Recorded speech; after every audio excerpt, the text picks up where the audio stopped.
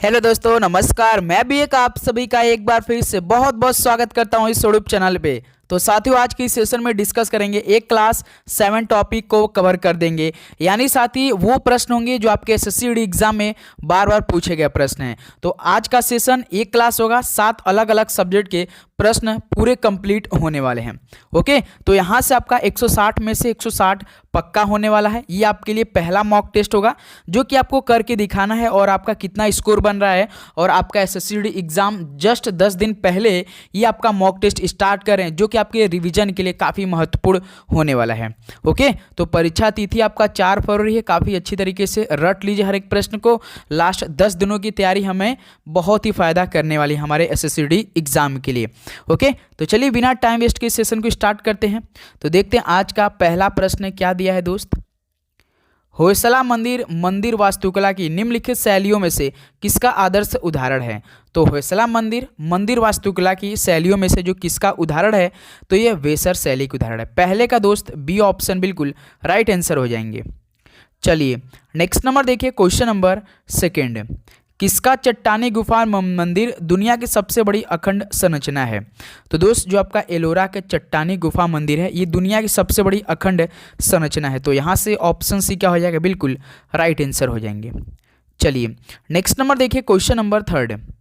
निम्नलिखित में से कौन सा मंदिर पल्लव मंदिर वास्तुकला का उदाहरण नहीं है। तो देखिए इनमें से क्या पूछ रहा है कि ऐसा कौन सा मंदिर है जो कि पल्लव मंदिर वास्तुकला का उदाहरण नहीं है। तो देखिए वीरतनेश्वर मंदिर तिरुत्तानी ये आपका पल्लव मंदिर वास्तुकला का है। उसके बाद बैकुंठ पेरुमल मंदिर उत्तर मेरूर ये भी आपका पल्लव मंदिर वास्तुकला का उदाहरण है।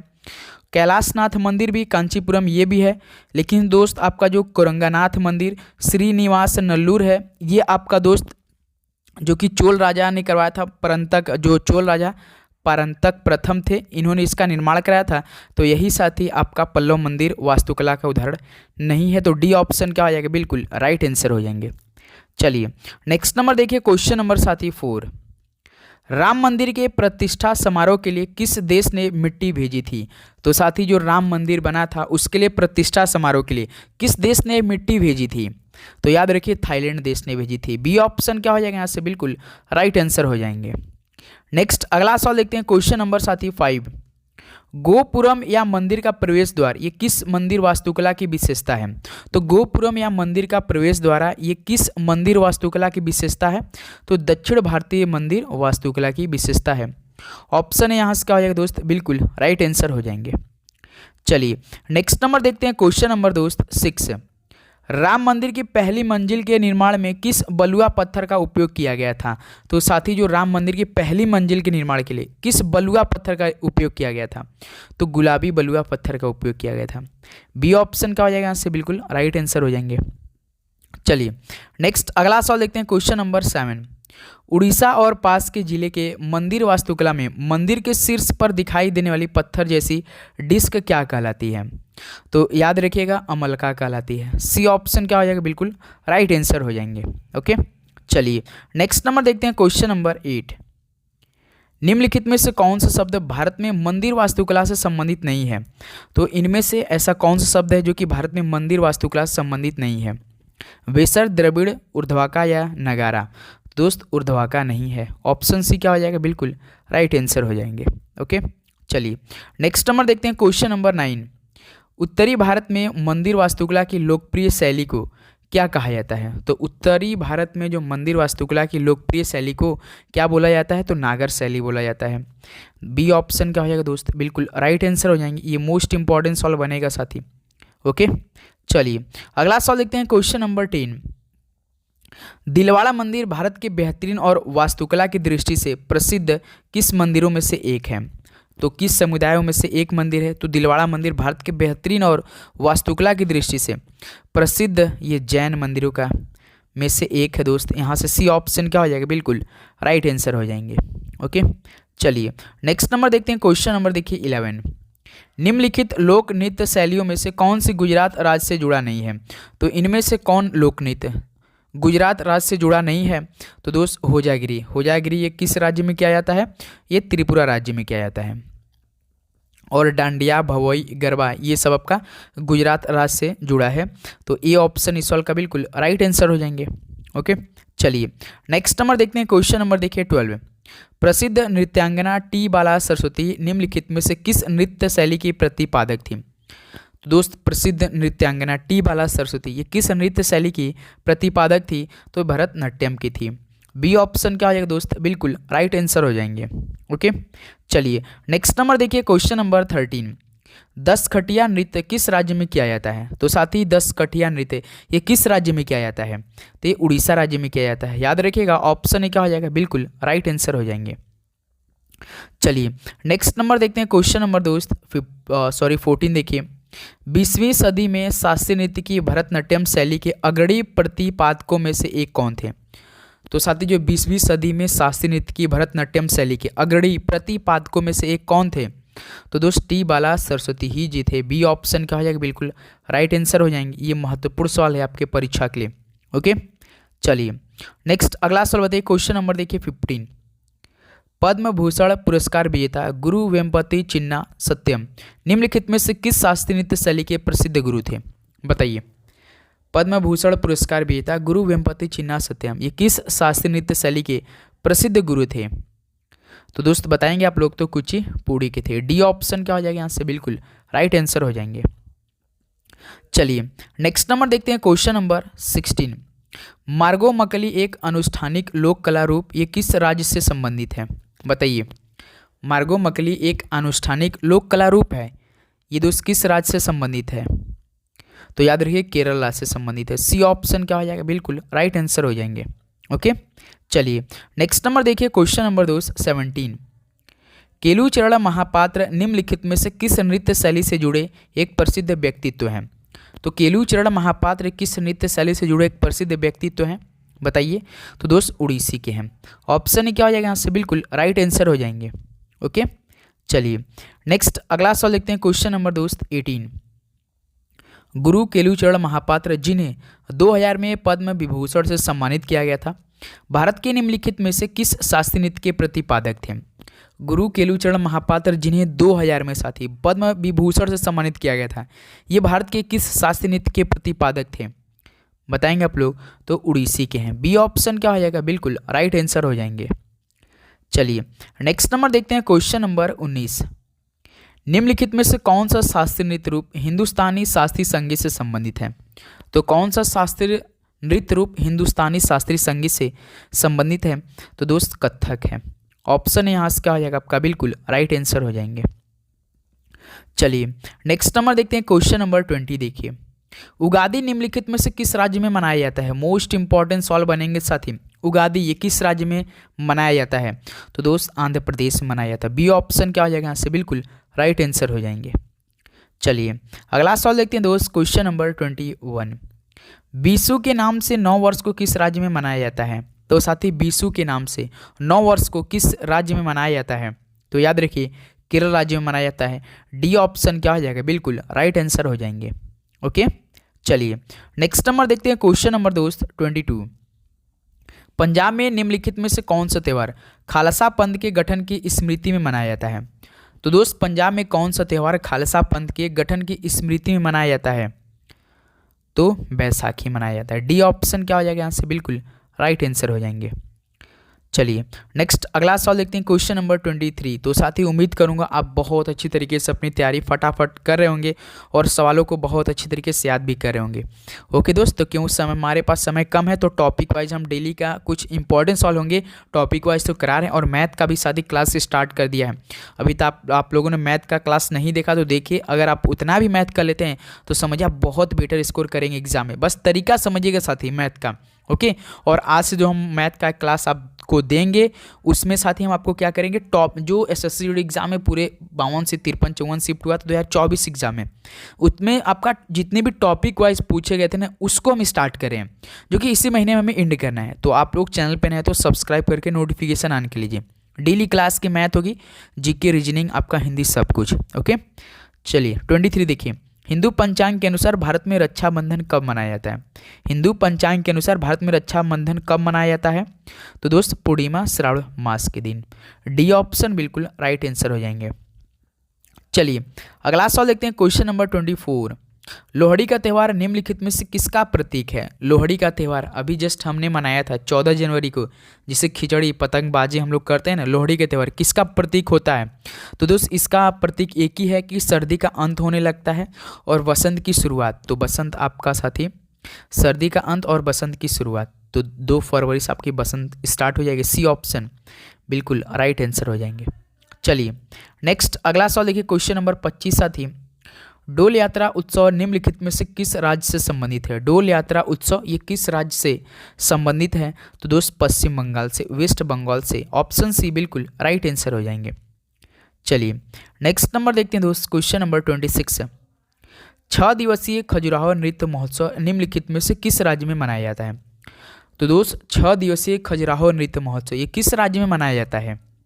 तो दोस्त ये मध्य प्रदेश में मनाया जाता है। बी ऑप्शन क्या हो जाएगा? बिल्कुल राइट आंसर हो जाएंगे।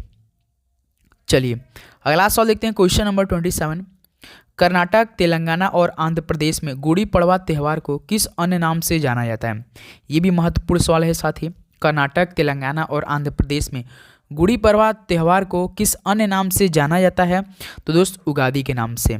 बी ऑप्शन बिल्कुल राइट आंसर हो जाएंगे। ओके चलिए नेक्स्ट अगला सवाल देखते हैं, क्वेश्चन नंबर 28, नुआखाई एक फसल उत्सव भारत में मुख्य रूप से निम्नलिखित में से किस राज्य में मनाया जाता है? नुआखाई एक फसल उत्सव है, भारत में मुख्य रूप से किस राज्य में मनाया जाता है?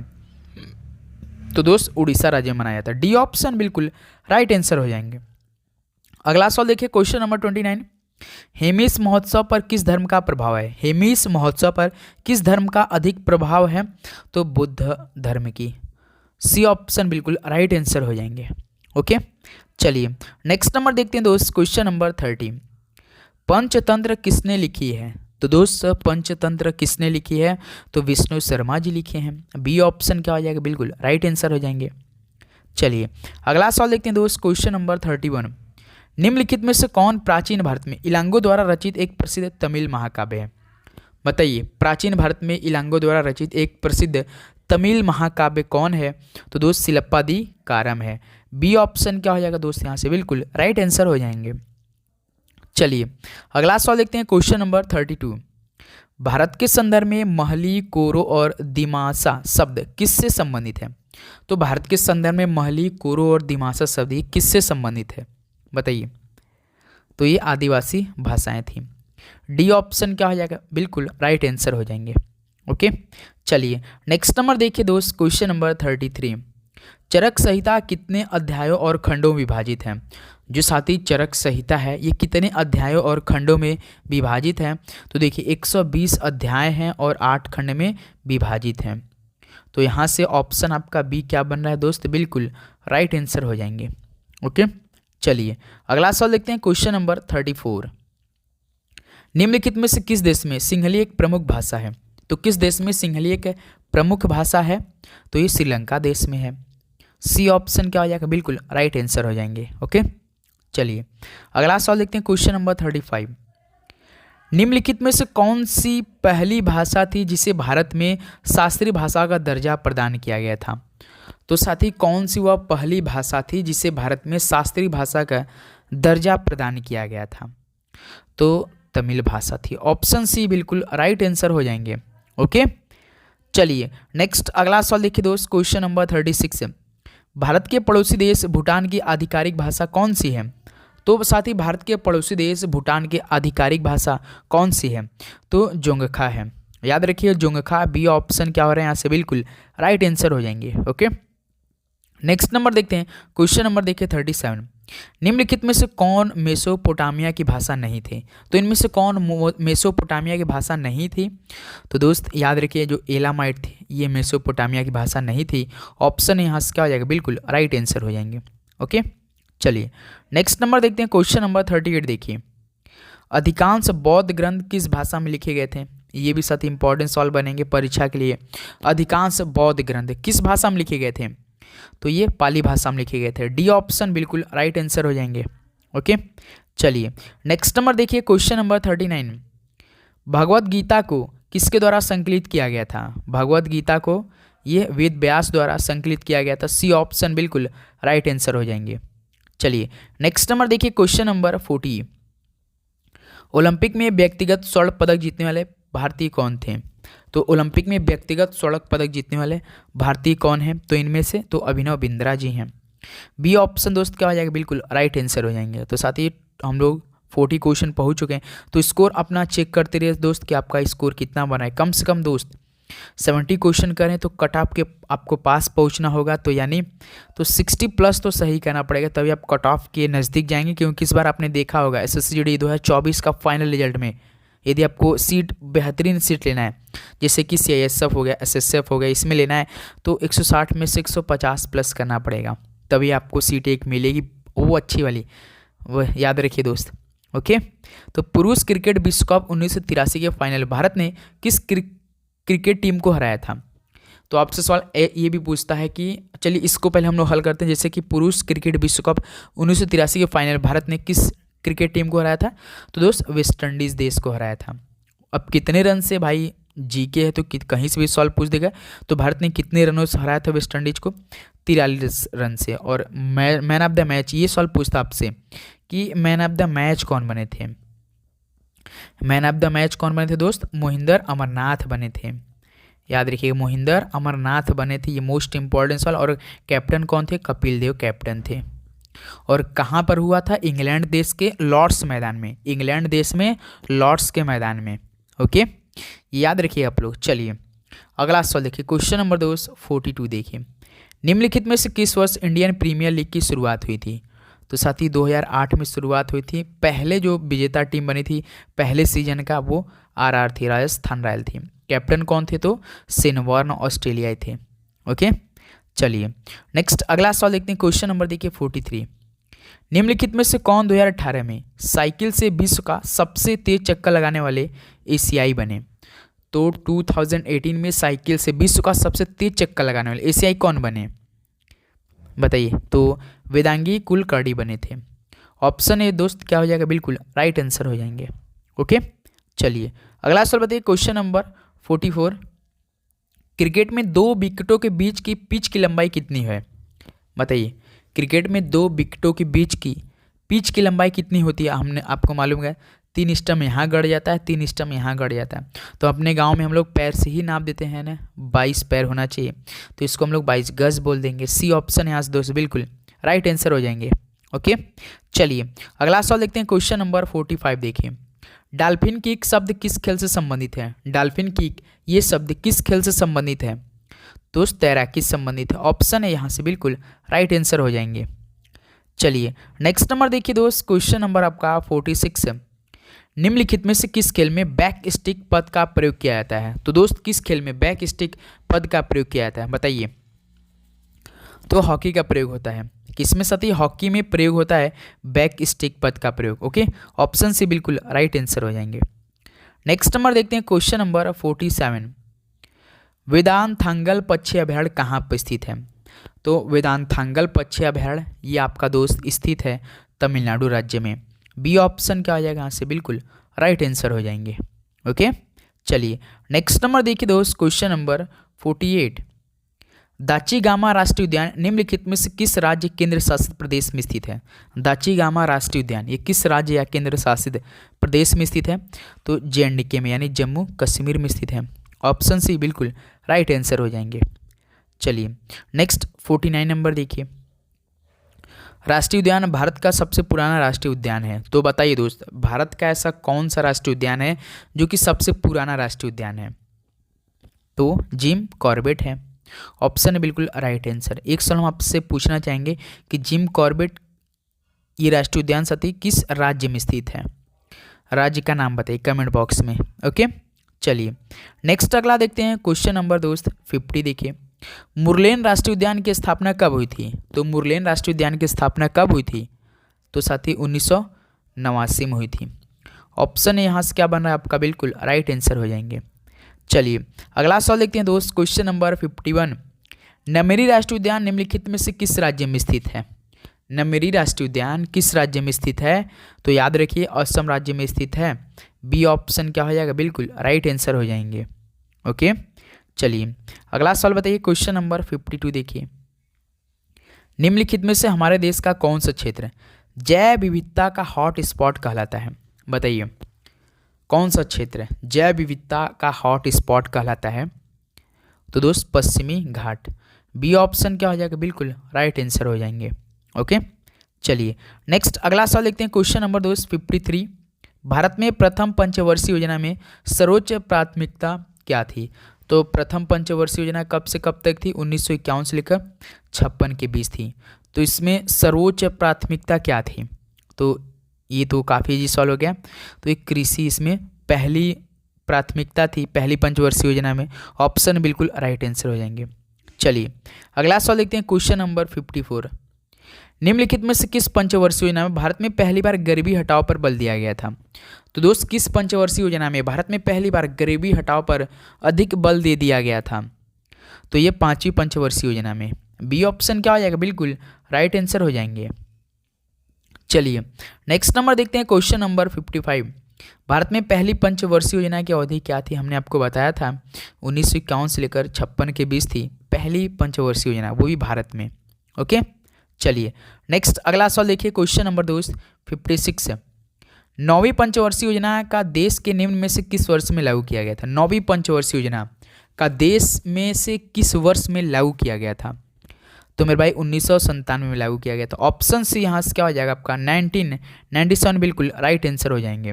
याद रखिए दोस्त, 9वीं पंचवर्षीय योजना का देश में निम्न में से किस वर्ष में लागू किया गया था? तो 1997 में। चलिए अगला सवाल देखते हैं। Question number 57। भारत की 7वीं पंचवर्षीय योजना की वास्तविक विकास दर क्या थी? तो भारत की जो 7वीं पंचवर्षीय योजना की वास्तविक विकास दर थी वो टोटल आपके साथ 6% थी। डी ऑप्शन बिल्कुल राइट आंसर हो जाएंगे। चलिए अगला सवाल देखते हैं। क्वेश्चन नंबर दोस्त 58। किस पंचवर्षीय योजना का मुख्य नारा तीव्र और अधिक समावेशी विकास की ओर था? तो किस पंचवर्षीय योजना का मुख्य नारा था तीव्र और अधिक समावेशी विकास की ओर था? तो दोस्त 11वीं पंचवर्षीय योजना की। डी ऑप्शन क्या हो जाएगा? यहाँ से बिल्कुल राइट आंसर हो जाएंगे। ओके, चलिए अगला सवाल देखते हैं दोस्त। Question number 59। 7वीं पंचवर्षीय योजना 1985-90 के बीच थी। मुख्य रूप से किस पे जोर दिया गया था? बताइए, 7वीं पंचवर्षीय योजना 1985-90 में मुख्य रूप से जोर दिया गया। तो दोस्त ये आपका खाद्य अनाज उत्पादन, रोजगार और उत्पादकता में। ओके, सी ऑप्शन बिल्कुल राइट आंसर हो जाएंगे।